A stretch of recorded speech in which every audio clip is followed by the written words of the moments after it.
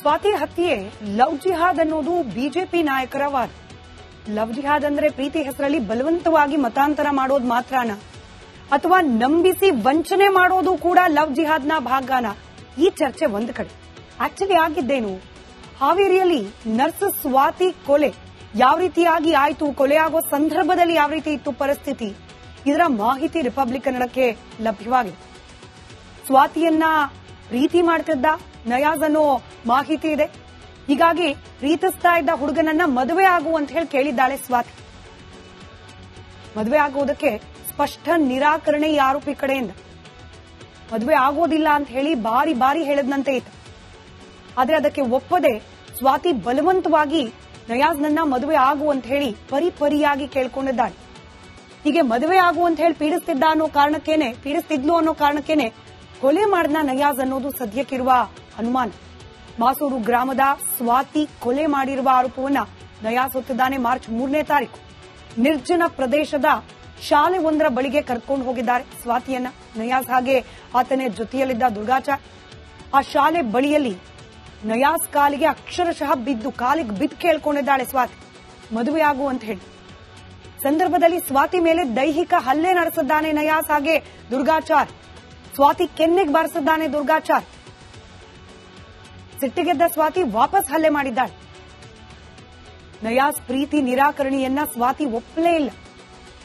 ಮದುವೆ ಆಗ್ಲೇಬೇಕು ಅಂತ ಹೇಳಿ ಹಠಕ್ಕೆ ಬಿದ್ದಿದ್ಲು ಅನ್ನೋ ಮಾಹಿತಿ ಇದೆ. ಈ ಸಂದರ್ಭದಲ್ಲಿ ಸ್ವಾತಿಯ ಕೈಗಳನ್ನ ಹಿಡಿದು ಕುತ್ತಿಗೆಯನ್ನ ಶಾಲ್ನಿಂದ ಬಿಗಿದು ಕೊಲೆ ಮಾಡಿದ್ದಾರೆ ಅನ್ನೋದು ಪೊಲೀಸರ ತನಿಖೆ ವೇಳೆ ಸಿಕ್ಕಿರುವಂತಹ ಪ್ರಾಥಮಿಕ ಹಂತದ ಮಾಹಿತಿ. ಕಬ್ಬಿಣದ ತಂತಿ ಮಠ, ಅದರ ಬಳಿಯಲ್ಲಿದ್ದ ಪಾಳು ಬಿದ್ದ ಶಾಲೆಯಲ್ಲಿ ಕೊಲೆ ನಡೆದು ಹೋಗಿದೆ. ಆಕೆಯ ಮೃತದೇಹವನ್ನ ಕಾರಿನ ಡಿಕ್ಕಿಯಲ್ಲಿ ಇಟ್ಕೊಂಡು ಸಾಗಾಟ ಮಾಡಿದ್ದಾರೆ. ಉಸಗಟ್ಟಿಯ ನಂದಗುಡಿ ಸೇತುವೆಯಿಂದ ದೇಹವನ್ನ ನದಿಗೆ ಎಸೆದಿದ್ದಾರೆ. ತುಂಗಭದ್ರಾ ನದಿಗೆ ಸ್ವಾತಿಯ ಮೃತದೇಹವನ್ನ ಎಸೆದಿದ್ದಾರೆ. ನದಿಯಲ್ಲಿ ಎಸೆದ ಸ್ವಾತಿಯ ಮೃತದೇಹ ಫತ್ತೇಪುರದ ಬಳಿಯಲ್ಲಿ ಲಭ್ಯವಾಗಿದೆ. ಈಗಷ್ಟೇ ನನ್ನ ಕಲೀಗ್ ರಂಜಿತ್ ಶಿರಿಯಾರ್ ಈ ಸ್ವಾತಿಯವರ ಮೃತದೇಹ ಸಿಕ್ಕ ಜಾಗದಿಂದಲೇ ಗ್ರೌಂಡ್ ರಿಪೋರ್ಟ್ ಅನ್ನ ಕೊಟ್ಟಿದ್ರು. ಬಂಡೆಗಳ ಮಧ್ಯೆ, ಫತ್ತೇಪುರದ ದೇಗುಲದ ಕಲ್ಲು ಬಂಡೆ ಮಧ್ಯೆ ಸ್ವಾತಿಯ ಮೃತದೇಹ ಸಿಲುಕಾಕೊಂಡಿತ್ತು. ಅಲ್ಲಿದ್ದ ಸ್ಥಳೀಯರು ಅಂದ್ರೆ ಆ ನೀರಿನ ಜಾಗಕ್ಕೆ ಹೋಗಿದ್ದ ಮೀನು ಹಿಡಿಯುವವರು, ಬಟ್ಟೆ ಒಗೆಯುವವರಿಗೆ ಮೃತದೇಹ ಪತ್ತೆಯಾಗಿದೆ.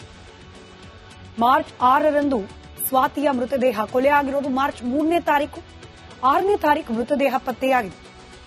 ಪ್ರೀತಿ ಹೆಸರಲ್ಲಿ ವಂಚಿಸಿ ನಯಾಜ್ ಕೊಲೆ ಮಾಡಿದ್ದಾನೆ ಅನ್ನೋ ಆರೋಪ.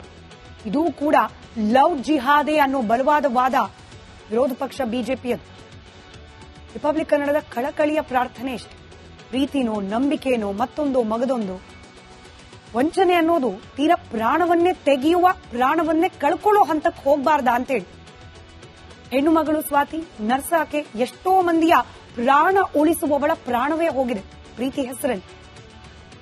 ಈ ಮಟ್ಟಕ್ಕೂ ಕ್ರೌರ್ಯ ಹೋಗ್ಬೇಕಾ?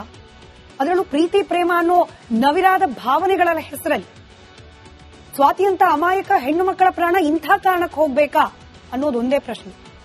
ಆ ಪ್ರಶ್ನೆಯೊಂದಿಗೆ ಸುದ್ದಿಯನ್ನ ಕೈಬಿಟ್ಟು ಮುಂದಿನ ಸುದ್ದಿ ಕಡೆ ಗಮನ ಕೊಡೋಣ. ಸ್ವಾತಿ ಹತ್ಯೆ ಲವ್ ಜಿಹಾದ್ ಅನ್ನೋದು ಬಿಜೆಪಿ ನಾಯಕರ ವಾದ. ಲವ್ ಜಿಹಾದ್ ಅಂದ್ರೆ ಪ್ರೀತಿ ಹೆಸರಲ್ಲಿ ಬಲವಂತವಾಗಿ ಮತಾಂತರ ಮಾಡೋದು ಮಾತ್ರನಾ ಅಥವಾ ನಂಬಿಸಿ ವಂಚನೆ ಮಾಡೋದು ಕೂಡ ಲವ್ ಜಿಹಾದ್ನ ಭಾಗನ? ಈ ಚರ್ಚೆ ಒಂದು ಕಡೆ. ಆಕ್ಚುಲಿ ಆಗಿದ್ದೇನು? ಹಾವೇರಿಯಲ್ಲಿ ನರ್ಸ್ ಸ್ವಾತಿ ಕೊಲೆ ಯಾವ ರೀತಿಯಾಗಿ ಆಯ್ತು, ಕೊಲೆ ಆಗೋ ಸಂದರ್ಭದಲ್ಲಿ ಯಾವ ರೀತಿ ಇತ್ತು ಪರಿಸ್ಥಿತಿ, ಇದರ ಮಾಹಿತಿ ರಿಪಬ್ಲಿಕ್ ಕನ್ನಡಕ್ಕೆ ಲಭ್ಯವಾಗಿದೆ. ಸ್ವಾತಿಯನ್ನ ಪ್ರೀತಿ ಮಾಡ್ತಿದ್ದ ನಯಾಜ್ ಅನ್ನೋ ಮಾಹಿತಿ ಇದೆ. ಹೀಗಾಗಿ ಪ್ರೀತಿಸ್ತಾ ಇದ್ದ ಹುಡುಗನನ್ನ ಮದುವೆ ಆಗು ಅಂತ ಹೇಳಿ ಕೇಳಿದ್ದಾಳೆ ಸ್ವಾತಿ. ಮದುವೆ ಆಗೋದಕ್ಕೆ ಸ್ಪಷ್ಟ ನಿರಾಕರಣೆ ಈ ಆರೋಪಿ ಕಡೆಯಿಂದ. ಮದುವೆ ಆಗೋದಿಲ್ಲ ಅಂತ ಹೇಳಿ ಬಾರಿ ಬಾರಿ ಹೇಳದಂತೆ ಇತ್ತು. ಆದ್ರೆ ಅದಕ್ಕೆ ಒಪ್ಪದೆ ಸ್ವಾತಿ ಬಲವಂತವಾಗಿ ನಯಾಜ್ನನ್ನ ಮದುವೆ ಆಗು ಅಂತ ಹೇಳಿ ಪರಿಪರಿಯಾಗಿ ಕೇಳ್ಕೊಂಡಿದ್ದಾಳೆ. ಹೀಗೆ ಮದುವೆ ಆಗು ಅಂತ ಹೇಳಿ ಪೀಡಿಸ್ತಿದ್ಲು ಅನ್ನೋ ಕಾರಣಕ್ಕೇನೆ ಕೊಲೆ ಮಾಡಿದ ನಯಾಜ್ ಅನ್ನೋದು ಸದ್ಯಕ್ಕಿರುವ ಅನುಮಾನ. ಮಾಸೂರು ಗ್ರಾಮದ ಸ್ವಾತಿ ಕೊಲೆ ಮಾಡಿರುವ ಆರೋಪವನ್ನ ನಯಾಜ್ ಹೊತ್ತಿದ್ದಾನೆ. ಮಾರ್ಚ್ 3ನೇ ತಾರೀಕು ನಿರ್ಜನ ಪ್ರದೇಶದ ಶಾಲೆ ಒಂದರ ಬಳಿಗೆ ಕರ್ಕೊಂಡು ಹೋಗಿದ್ದಾರೆ ಸ್ವಾತಿಯನ್ನ. ನಯಾಜ್ ಹಾಗೆ ಆತನ ಜೊತೆಯಲ್ಲಿದ್ದ ದುರ್ಗಾಚಾರ್ ಆ ಶಾಲೆ ಬಳಿಯಲ್ಲಿ ನಯಾಜ್ ಕಾಲಿಗೆ ಅಕ್ಷರಶಃ ಕಾಲಿಗೆ ಬಿದ್ದು ಕೇಳ್ಕೊಂಡಿದ್ದಾಳೆ ಸ್ವಾತಿ ಮದುವೆ ಆಗು ಅಂತ ಹೇಳಿ. ಸಂದರ್ಭದಲ್ಲಿ ಸ್ವಾತಿ ಮೇಲೆ ದೈಹಿಕ ಹಲ್ಲೆ ನಡೆಸಿದ್ದಾನೆ ನಯಾಸ್. ಹಾಗೆ ದುರ್ಗಾಚಾರ್ ಸ್ವಾತಿ ಕೆನ್ನೆಗೆ ಬಾರಿಸಿದ್ದಾನೆ ದುರ್ಗಾಚಾರ್. ಸಿಟ್ಟಿಗೆದ್ದ ಸ್ವಾತಿ ವಾಪಸ್ ಹಲ್ಲೆ ಮಾಡಿದ್ದಾಳೆ. ನಯಾಸ್ ಪ್ರೀತಿ ನಿರಾಕರಣೆಯನ್ನ ಸ್ವಾತಿ ಒಪ್ಪಲೇ ಇಲ್ಲ. ಮದುವೆ ಆಗ್ಲೇಬೇಕು ಅಂತ ಹೇಳಿ ಹಠಕ್ಕೆ ಬಿದ್ದಿದ್ಲು ಅನ್ನೋ ಮಾಹಿತಿ ಇದೆ. ಈ ಸಂದರ್ಭದಲ್ಲಿ ಸ್ವಾತಿಯ ಕೈಗಳನ್ನ ಹಿಡಿದು ಕುತ್ತಿಗೆಯನ್ನ ಶಾಲ್ನಿಂದ ಬಿಗಿದು ಕೊಲೆ ಮಾಡಿದ್ದಾರೆ ಅನ್ನೋದು ಪೊಲೀಸರ ತನಿಖೆ ವೇಳೆ ಸಿಕ್ಕಿರುವಂತಹ ಪ್ರಾಥಮಿಕ ಹಂತದ ಮಾಹಿತಿ. ಕಬ್ಬಿಣದ ತಂತಿ ಮಠ, ಅದರ ಬಳಿಯಲ್ಲಿದ್ದ ಪಾಳು ಬಿದ್ದ ಶಾಲೆಯಲ್ಲಿ ಕೊಲೆ ನಡೆದು ಹೋಗಿದೆ. ಆಕೆಯ ಮೃತದೇಹವನ್ನ ಕಾರಿನ ಡಿಕ್ಕಿಯಲ್ಲಿಟ್ಕೊಂಡು ಸಾಗಾಟ ಮಾಡಿದ್ದಾರೆ. ಉಸಗಟ್ಟಿಯ ನಂದಗುಡಿ ಸೇತುವೆಯಿಂದ ದೇಹವನ್ನ ನದಿಗೆ ಎಸೆದಿದ್ದಾರೆ. ತುಂಗಭದ್ರಾ ನದಿಗೆ ಸ್ವಾತಿಯ ಮೃತದೇಹವನ್ನ ಎಸೆದಿದ್ದಾರೆ. ನದಿಯಲ್ಲಿ ಎಸೆದ ಸ್ವಾತಿಯ ಮೃತದೇಹ ಫತ್ತೇಪುರದ ಬಳಿಯಲ್ಲಿ ಲಭ್ಯವಾಗಿದೆ. ಈಗಷ್ಟೇ ನನ್ನ ಕಲೀಗ್ ರಂಜಿತ್ ಶಿರಿಯಾರ್ ಈ ಸ್ವಾತಿಯವರ ಮೃತದೇಹ ಸಿಕ್ಕ ಜಾಗದಿಂದಲೇ ಗ್ರೌಂಡ್ ರಿಪೋರ್ಟ್ ಅನ್ನ ಕೊಟ್ಟಿದ್ರು. ಬಂಡೆಗಳ ಮಧ್ಯೆ, ಫತ್ತೇಪುರದ ದೇಗುಲದ ಕಲ್ಲು ಬಂಡೆ ಮಧ್ಯೆ ಸ್ವಾತಿಯ ಮೃತದೇಹ ಸಿಲುಕಾಕೊಂಡಿತ್ತು. ಅಲ್ಲಿದ್ದ ಸ್ಥಳೀಯರು, ಅಂದ್ರೆ ಆ ನೀರಿನ ಜಾಗಕ್ಕೆ ಹೋಗಿದ್ದ ಮೀನು ಹಿಡಿಯುವವರು, ಬಟ್ಟೆ ಒಗೆಯುವವರಿಗೆ ಮೃತದೇಹ ಪತ್ತೆಯಾಗಿದೆ. ಮಾರ್ಚ್ 6ರಂದು ಸ್ವಾತಿಯ ಮೃತದೇಹ, ಕೊಲೆ ಆಗಿರೋದು ಮಾರ್ಚ್ 3ನೇ ತಾರೀಕು, 6ನೇ ತಾರೀಕು ಮೃತದೇಹ ಪತ್ತೆಯಾಗಿದೆ. ಪ್ರೀತಿ ಹೆಸರಲ್ಲಿ ವಂಚಿಸಿ ನಯಾಸ್ ಕೊಲೆ ಮಾಡಿದ್ದಾನೆ ಅನ್ನೋ ಆರೋಪ. ಇದು ಕೂಡ ಲವ್ ಜಿಹಾದೆ ಅನ್ನೋ ಬಲವಾದ ವಾದ ವಿರೋಧ ಪಕ್ಷ ಬಿಜೆಪಿಯದು. ರಿಪಬ್ಲಿಕ್ ಕನ್ನಡದ ಕಳಕಳಿಯ ಪ್ರಾರ್ಥನೆ ಇಷ್ಟೆ. ಪ್ರೀತಿನೋ, ನಂಬಿಕೆನೋ, ಮತ್ತೊಂದು ಮಗದೊಂದು, ವಂಚನೆ ಅನ್ನೋದು ತೀರಾ ಪ್ರಾಣವನ್ನೇ ತೆಗೆಯುವ, ಪ್ರಾಣವನ್ನೇ ಕಳ್ಕೊಳ್ಳೋ ಹಂತಕ್ಕೆ ಹೋಗಬಾರ್ದ ಅಂತೇಳಿ ಹೆಣ್ಣು ಮಗಳು ಸ್ವಾತಿ, ನರ್ಸ್ ಆಕೆ, ಎಷ್ಟೋ ಮಂದಿಯ ಪ್ರಾಣ ಉಳಿಸುವವಳ ಪ್ರಾಣವೇ ಹೋಗಿದೆ ಪ್ರೀತಿ ಹೆಸರಲ್ಲಿ. ಈ ಮಟ್ಟಕ್ಕೂ ಕ್ರೌರ್ಯ ಹೋಗ್ಬೇಕಾ? ಅದರಲ್ಲೂ ಪ್ರೀತಿ ಪ್ರೇಮ ಅನ್ನೋ ನವಿರಾದ ಭಾವನೆಗಳ ಹೆಸರಲ್ಲಿ ಸ್ವಾತಿಯಂತ ಅಮಾಯಕ ಹೆಣ್ಣು ಮಕ್ಕಳ ಪ್ರಾಣ ಇಂಥ ಕಾರಣಕ್ಕೆ ಹೋಗ್ಬೇಕಾ ಅನ್ನೋದೊಂದೇ ಪ್ರಶ್ನೆ. ಆ ಪ್ರಶ್ನೆಯೊಂದಿಗೆ ಸುದ್ದಿಯನ್ನ ಕೈಬಿಟ್ಟು ಮುಂದಿನ ಸುದ್ದಿ ಕಡೆ ಗಮನ ಕೊಡೋಣ. ಸ್ವಾತಿ ಹತ್ಯೆ ಲವ್ ಜಿಹಾದ್ ಅನ್ನೋದು ಬಿಜೆಪಿ ನಾಯಕರ ವಾದ. ಲವ್ ಜಿಹಾದ್ ಅಂದ್ರೆ ಪ್ರೀತಿ ಹೆಸರಲ್ಲಿ ಬಲವಂತವಾಗಿ ಮತಾಂತರ ಮಾಡೋದು ಮಾತ್ರನ, ಅಥವಾ ನಂಬಿಸಿ ವಂಚನೆ ಮಾಡೋದು ಕೂಡ ಲವ್ ಜಿಹಾದ್ನ ಭಾಗನ? ಈ ಚರ್ಚೆ ಒಂದು ಕಡೆ. ಆಕ್ಚುಲಿ ಆಗಿದ್ದೇನು? ಹಾವೇರಿಯಲ್ಲಿ ನರ್ಸ್ ಸ್ವಾತಿ ಕೊಲೆ ಯಾವ ರೀತಿಯಾಗಿ ಆಯ್ತು, ಕೊಲೆ ಆಗೋ ಸಂದರ್ಭದಲ್ಲಿ ಯಾವ ರೀತಿ ಇತ್ತು ಪರಿಸ್ಥಿತಿ, ಇದರ ಮಾಹಿತಿ ರಿಪಬ್ಲಿಕ್ ಕನ್ನಡಕ್ಕೆ ಲಭ್ಯವಾಗಿದೆ. ಸ್ವಾತಿಯನ್ನ ಪ್ರೀತಿ ಮಾಡ್ತಿದ್ದ ನಯಾಜ್ ಅನ್ನೋ ಮಾಹಿತಿ ಇದೆ. ಹೀಗಾಗಿ ಪ್ರೀತಿಸ್ತಾ ಇದ್ದ ಹುಡುಗನನ್ನ ಮದುವೆ ಆಗು ಅಂತ ಹೇಳಿ ಕೇಳಿದ್ದಾಳೆ ಸ್ವಾತಿ. ಮದುವೆ ಆಗುವುದಕ್ಕೆ ಸ್ಪಷ್ಟ ನಿರಾಕರಣೆ ಈ ಆರೋಪಿ ಕಡೆಯಿಂದ.